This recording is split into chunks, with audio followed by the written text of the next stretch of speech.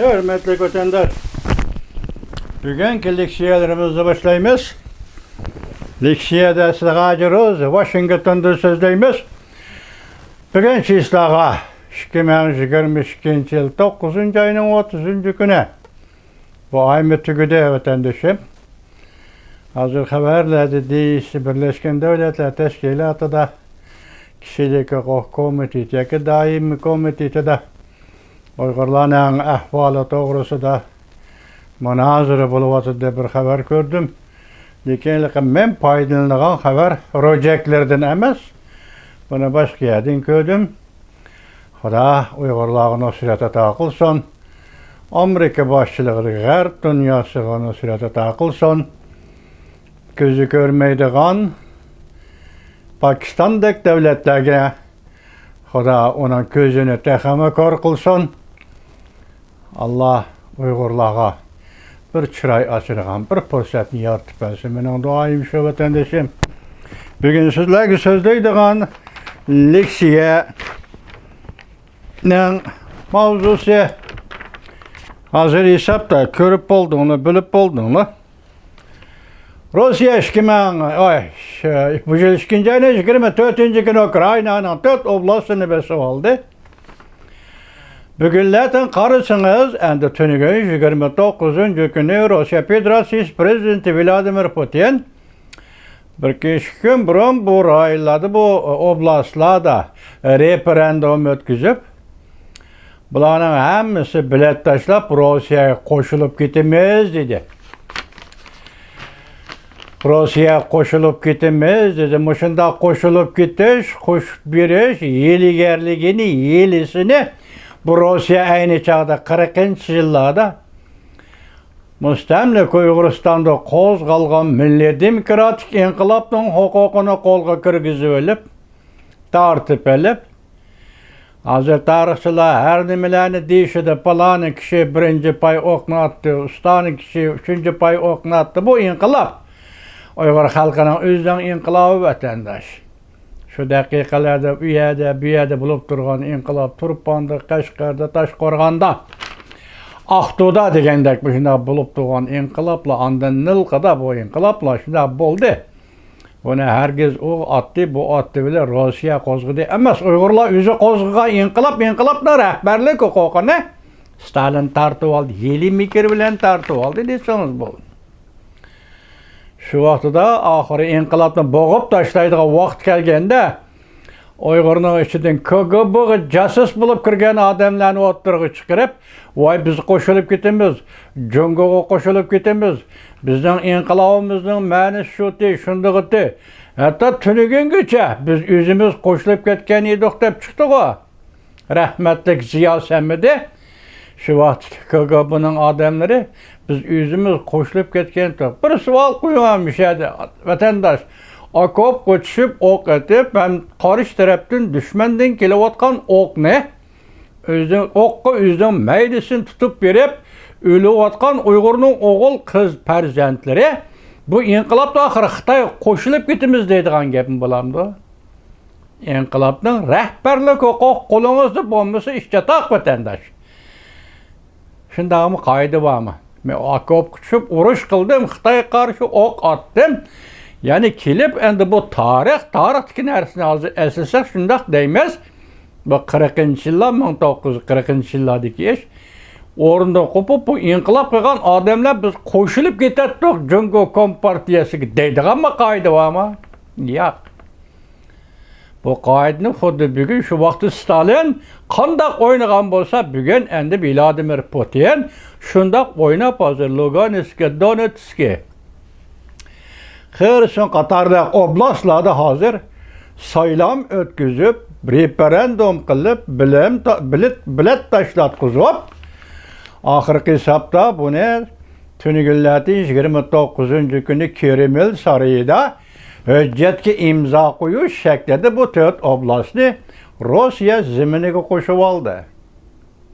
Qarapaqma, 40-yillarda Uyg'uristonda Xitoy qo'shmadan bu shaklda bugün endi bu Ukrayna'nın zeminini o'zanga qo'shib oldi.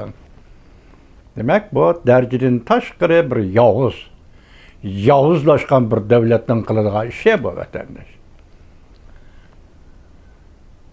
Anda bilet saylamağa kırıvatkan, bilet taşlaşka, referendum kırıvatkan suretlerini gördüğünler, kural bilen. Öylerden ayallarını, balalarını bilet taşlaş eşiği yetken.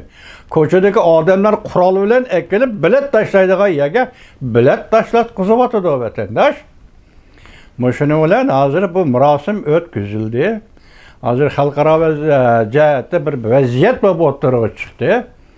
Bunun karta elbette Amerika Qo'shma Shtatlarının prezidenti Joe Biden tünügüllerden Ulu Okeandagi Aral davlat başlıkları bilan ochilgan yig'inda ularga nutq so'zlagan vaqtida eg'iz qilib, biz Amerika Qo'shma Shtatlari dediki, prezident Joe Biden Rossiyaning bu qildig'ini hargiz qabul qilmaymiz.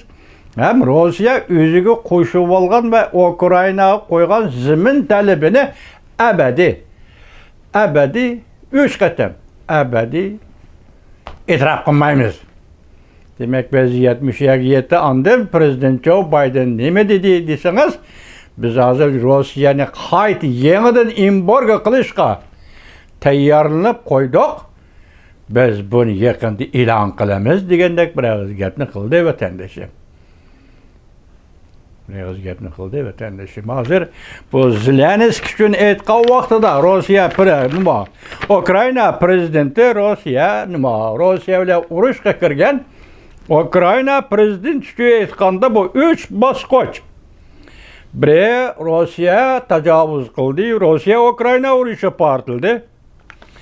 Zelenskiy bu urushga rahbarlik qilib, Ukraina xalqining vatan urushi, bugungi vaqtda aytganda vatan urushiga rahbarlik qilib, qaysarlik bilan qarshilik ko'rsatdi. Rossiya tajovuzchilarga qaysarlik bilan qarshilik ko'rsatdi.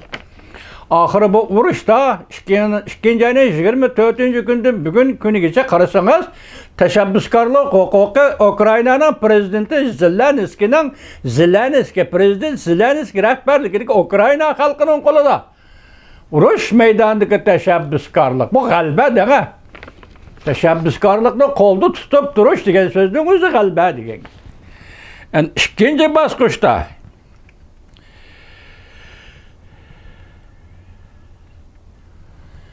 birinci bosqichda, ikkinchi bosqichning boshlanishi bilan Rossiyaning hujumini chekindirdi. Mesela Kiyevga qilgan hujumini chekindirdi. Kiyev shahri Ukrainaning poytaxti Kiyev shahriga qilingan hujumni chekindirdi. Zelenskiy va uning rahbarligida Ukraina xalqi. Endi hozir 3. bosqichda Zelenskiy rahbarligidagi Ukraina xalqi ozodlikdan yoki vatan urushining 3. bosqichini qaytarma hujumni boshladi. Dal shu vaqtda bu 4 oblastni referendumga tashkillab, bir hujjatni imzolab, 4 odamni opirib, siyosatdagi odamlarni opirib, 4 odamni imzo chektirib, imzo qo'l qo'ydirib, 4 oblastga qo'shib olding degan so'z tagi-tagini aytganda bu bir mag'lubiyatning signali vatandosh. Aldırab urushni oxirlashtirishning signali bo'ladi bu vatandosh. Sen de urush açding, urush qilyapman, bütün Ukrainani besib olaman degan odam bugun 4 oblastni o'zanga qo'shib olib, murosim o'tkazib, bu zimin territoriya bo'yicha Rossiya qo'shildi deb e'lon qilganidan qaraganda, bu demak umumyuzlik. Rossiyaning Ukrainaga tajovuz qilishning umumyuzlik mag'lubiyati. Ya şu mağlubiyetten signali deb qarasangiz bo'ldi vatandosh. Endi zo'r vaqa, xalqaro aytganda bu siyosat nuqtai nazar yoki urush bo'layotgan bir daqiqalarda bundaq harakatning referendum qo'shib olish, hujjat tayyorlash bu degan narsaning o'tirg'i chiqishi bu intayin zo'r vaqa. Shunga darhol mush ish yuz berishdan burun Amerika Qo'shma Shtatlarining prezidenti Joe Biden bunaqa inkas qaytardi. Abadi e'tirof qilmaymiz.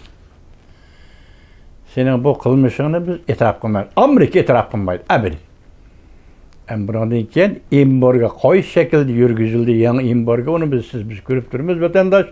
Buning Rossiya Federatsiyasiga bardoshlik berish chiqqanchilik. Biroq Rossiya Federatsiyasining prezident Vladimir Putin Samarqanddan 16 kuni qaytib keldi. Bugün hesapta 14 gün, 2 haftadan keyin muşa kararını çıkardı. Bunun iddiasındaki özgürlükten nima ekanligini boshqa tarafdan sebep izlemey Ukrayna urush meydanının amaliyatidan sebep izlesiniz bo'ldi. Çünkü teşebbüskarlık Ukrayna halkının kolu kattı. Teşebbüskarlık Prezident Zelenski'nin kolu kattı vatandaş. Sonra bir leksiyon mağmay kaldı, bir sanap sıfırda hata bokap çıkar, üçürü ettim, vakt doğrulanmay. Xuda halısı eten toluqlap sözleyimiz, sözü nime edirsiniz, yani sözü geldi burada Avam Palatası'nın Tayvan doğrusu sayyarlıgan, Tayvan siyaseti, kanun layihasi ve şunun münasebetlik sabık Devlet İşleri Katibi Antony Blinken'den Tayvan'ı ziyaret kılışı oturduğu 3 mesele. Bu doğru Xuda halısa ete silege leksiya kılıp hem sözlerimiz hem anlarına Allah aman kılsın vatandaşları. Bulup mu Birleşken Devletler Teşkilatı kitivatkan münazire. Uygurların kişilik hukuk doğrusu kitivatkan münazire. Bu münazirede karışsak Pakistan İslam devletleri vekil bop sözlegen imiş. Şundak sözlep demiş. Anda Garp dünyası Germaniya, Amerika Koşmuş Ştatları, Fransa, Kanada, Angliya bu devletler nati çın turup elişkan gap neticesi yaxşı neticesi Amerika'ya mensup olsun vatandaşı. Amerika etrafındaki Garp dünyası mensup olsun andan Uygurlarga mensup olur vatandaş.